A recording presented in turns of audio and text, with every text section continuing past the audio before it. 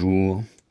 L'idée de cette vidéo m'est venue en voyant passer un tweet de BFM TV qui relayait une déclaration de Jean-François Delfraissy. Je n'arrivais pas à croire que le président du conseil scientifique ait dit cela.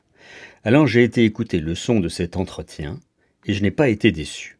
À votre tour. Et la question posée, est-ce que c'est le hasard? Est-ce que c'est au bout d'un an qu'on a cette série de mutations? Je pense que ce n'est pas le hasard. Et qu'on a affaire à un virus qui est diabolique et qui est beaucoup plus intelligent qu'on ne le pense, entre guillemets. Alors oui, bien sûr, le professeur Delfraissy ajoute « entre guillemets » à la fin de sa phrase. Et pour être honnête, il déroule ensuite des explications relevant davantage de la biologie que du cinéma d'horreur.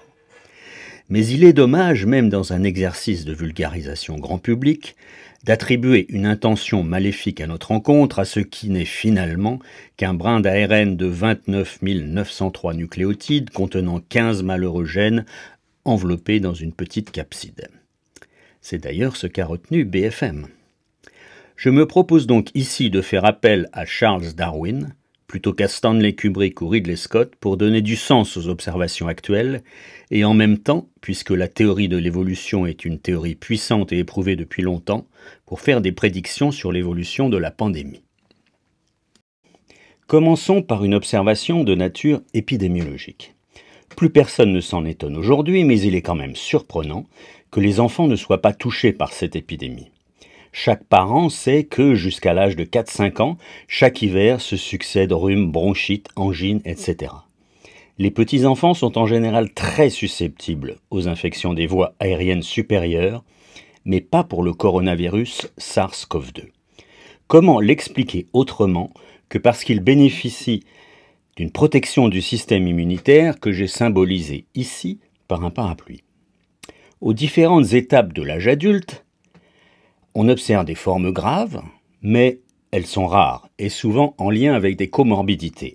En revanche, à l'autre extrémité du spectre de la vie, c'est tout autre chose. On sait que ce sont les personnes âgées qui ont le plus fort risque de décéder de cette maladie. L'hypothèse la plus plausible pour rendre compte de ces observations est la suivante. Chez les jeunes enfants, l'exposition répétée à des pathogènes, par exemple les virus responsables de rhume, permet de construire leur système immunitaire. Certes, celui-ci n'avait encore jamais rencontré le coronavirus SARS-CoV-2 avant l'année 2020. Mais il offre aux enfants une immunité croisée suffisante pour que le virus soit, dans l'immense majorité des cas, inoffensif chez eux. Chez les adultes, la mémoire du système immunitaire s'affaiblit avec l'âge. Elle est parfois réactivée par le contact avec les jeunes enfants qui, lorsqu'ils ont un rhume, par exemple, servent en quelque sorte de piqûre de rappel pour le système immunitaire. Mais plus on s'éloigne de l'enfance, plus la mémoire du système immunitaire s'affaiblit, une sorte d'Alzheimer immunitaire, et les différences entre SARS-CoV-2 et ses cousins n'arrangent pas les choses. La métaphore du parapluie de protection que j'ai utilisé dans cette diapo a ses limites parce que les particules virales pénètrent dans le corps humain. Ce sera le sujet de ma deuxième observation. Elle est de nature anatomique. Les particules virales pénètrent dans les voies aériennes supérieures et, si elles n'y sont pas détruites, elles poursuivent leur voyage jusque dans le poumon. Là, quand ils fonctionnent correctement, le système immunitaire se met en marche, avec des anticorps et des lymphocytes, une catégorie de globules blancs. En revanche, que l'on soit jeune avec un système immunitaire de choc ou que l'on soit âgé avec un système immunitaire vacillant, les anticorps et autres lymphocytes sont peu présents dans les voies aériennes supérieures. Mais il y a une autre différence entre ces deux localisations. Dans les voies aériennes supérieures, le virus est facilement expulsé de l'organisme hôte pour aller éventuellement en coloniser un autre. C'est évidemment beaucoup plus difficile pour un virus enfoui au fond d'un poumon. On comprend donc qu'il y a deux niches écologiques de nature différenciée pour le coronavirus. C'est là que la sélection naturelle peut jouer. Avec le temps, les virus qui sont bien adaptés à la niche écologique supérieure doivent devenir dominants, puisqu'ils peuvent s'y reproduire facilement en raison de la faible présence du système immunitaire, et qu'ils peuvent trouver rapidement de nouveaux hôtes. Or, qu'observe-t-on avec l'émergence des nouveaux variants identifiés en Angleterre, en Afrique du Sud ou au Brésil? Les mutations qu'ils portent facilitent l'entrée du virus dans les cellules hôtes en dotant leur protéine spike, située à l'extérieur de leur enveloppe de protection, d'une plus grande affinité pour le récepteur ACE2 présent à la surface de ces cellules, comme on le voit dans le gros plan de cette interaction en bas à droite de la figure. En bref, le virus peut pénétrer plus facilement dans les cellules pour s'y reproduire.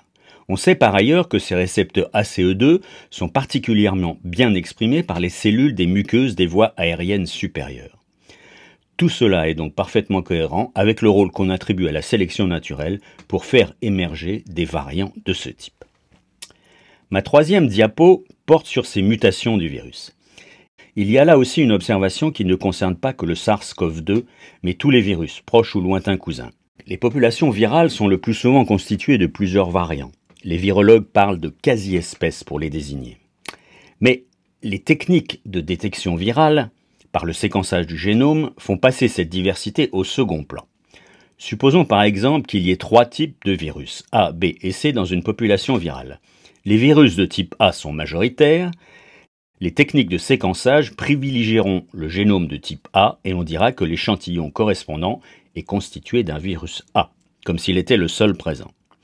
Entre parenthèses, le même processus est à l'œuvre en oncologie, lorsqu'on séquence un échantillon tumoral pour identifier une anomalie génomique et prescrire une thérapie ciblée. En fait, la tumeur abrite une population diversifiée de cellules tumorales. Celles qui ne portent pas l'anomalie ne sont pas affectées par la thérapie ciblée et, en application des principes de la sélection naturelle, ce sont ces cellules-là qui seront à l'origine d'une récidive du cancer une fois que la population dominante initiale aura été supprimée. Dans le cas des coronavirus, les mutants sont probablement déjà présents dans les échantillons analysés et sous l'effet de la pression de sélection exercée par l'immunité profonde, les populations virales bien adaptées à la niche écologique des voies aériennes supérieures émergent et elles finissent par devenir dominantes. Ces quelques observations posées, passons maintenant à un exercice plus risqué, celui des prédictions sur l'évolution de la pandémie et sur les vaccins. Première prédiction de nature épidémiologique. Dans la tranche de population pour laquelle l'immunité profonde est la plus forte, c'est-à-dire les sujets les plus jeunes, les mutants les mieux adaptés à la niche écologique des voies aériennes supérieures, donc les plus contagieux, domineront. C'est effectivement ce qu'on commence à observer avec les nouveaux variants. À terme, SARS-CoV-2 évoluera comme ses cousins endémiques communs. Il induira des réinfections sous la forme de rhume, plus ou moins bénins, à répétition, et ces rhumes seront associés à une contagiosité élevée. Il est probablement illusoire de se fixer l'objectif de supprimer totalement la transmission du SARS-CoV-2 à l'échelle du globe. On n'y est jamais parvenu avec les rhumes ou les grippes. Atteindre le seuil d'immunité collective et surtout le maintenir serait probablement d'un coût trop élevé, économiquement, socialement, etc. Passons maintenant aux prévisions sur les vaccins. Ils devront protéger contre les formes graves, pas les formes bénignes et contagieuses. Il faudra vacciner les personnes chez lesquelles il y a une importante perte d'immunité, chez les personnes d'âge supérieur à 60 ans, mettons, et procéder à des rappels réguliers en fonction de l'évolution du virus, comme on le fait pour la grippe saisonnière. Ces derniers jours, la société Moderna, qui fabrique l'un des vaccins ARN messagers, a précisément annoncé qu'elle lançait un programme de recherche sur ce sujet des doses de rappel. Il faudra aussi vacciner les personnes chez lesquelles il y a une relative perte d'immunité, c'est-à-dire les personnes entre 40 et 60 ans, mais là, une seule dose de vaccin devrait suffire. Enfin, et ce sera une bonne nouvelle, il sera inutile de vacciner les enfants et les jeunes adultes. Voilà. Je ne sais pas si j'ai réussi à terrasser un virus diabolique, en tout cas je vous laisse méditer, loin des métaphores de films d'horreur, sur ces prédictions tirées de l'application de principes simples. Cette vidéo est très largement inspirée d'un article publié par Pierre Sonigo sur son compte LinkedIn et du compte Twitter d'un expert en quasi-espèces virales. Toutes les erreurs d'interprétation sont les miennes. Vous pouvez retrouver les liens vers ces sources dans l'espace dédié à cet effet sous la vidéo sur le site de YouTube. Voilà, merci, à bientôt.